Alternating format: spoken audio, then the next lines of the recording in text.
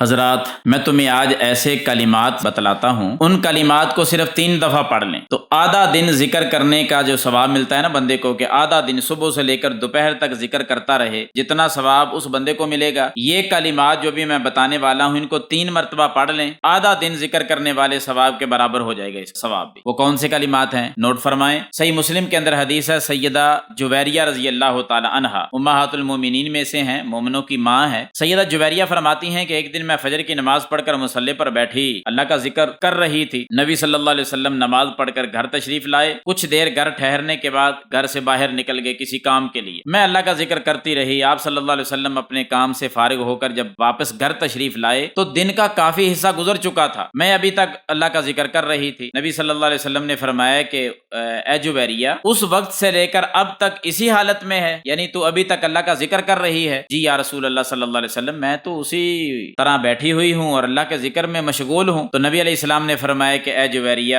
مجھے کچھ کلمات آتے ہیں، اگر وہ کلمات تو بھی 3 مرتبہ پڑھ لیتی۔ آپ نے فرمایا کہ وہ کلمات میں نے 3 مرتبہ صبح پڑھے ہیں، اگر میرے وہ کلمات جو میں نے صرف 3 دفعہ پڑھے ہیں ترازو قائم کیا جائے، ایک پلڑے میں میرے کہے ہوئے کلمات کا اجر و ثواب رکھا جائے اور ایک پلڑے میں آپ کے جو کلمات آپ نے کہی، اللہ کا ذکر کیا صبح سے لے کر اب تک تقریباً آدھا دن گزر چکا ہے، وہ سارے کلمات رکھے جائیں، تو اے جویریہ، آپ علیہ السلام فرماتے جو میں نے کلمات کہے ان کا ثواب زیادہ ہوگا۔ پھر آپ علیہ السلام نے اپنی زوجہ محترمہ کو امہات المومنین میں سے اس ام المومنین کو وہ کلمات سکھلائے۔ کون سے کلمات؟ آپ بھی نوٹ کریں، ہمیں بھی وہ کلمات یاد ہوں، ہم بھی صبح 3 مرتبہ، شام کو 3 مرتبہ ان کو پڑھا کریں۔ کلمات کون سے ہیں؟ آپ نے فرمایا سبحان اللہ و بحمدہ عدد خلقہ ورضا نفسہ وزینت عرشہ ومداد کلماتہ۔ ان کلمات کو 3 مرتبہ پڑھیں اور آدھے دن کے برابر اللہ سے اجر و ثواب حاصل کریں۔ اللہ تعالی ہمیں عمل کرنے کی توفیق عطا فرمائے۔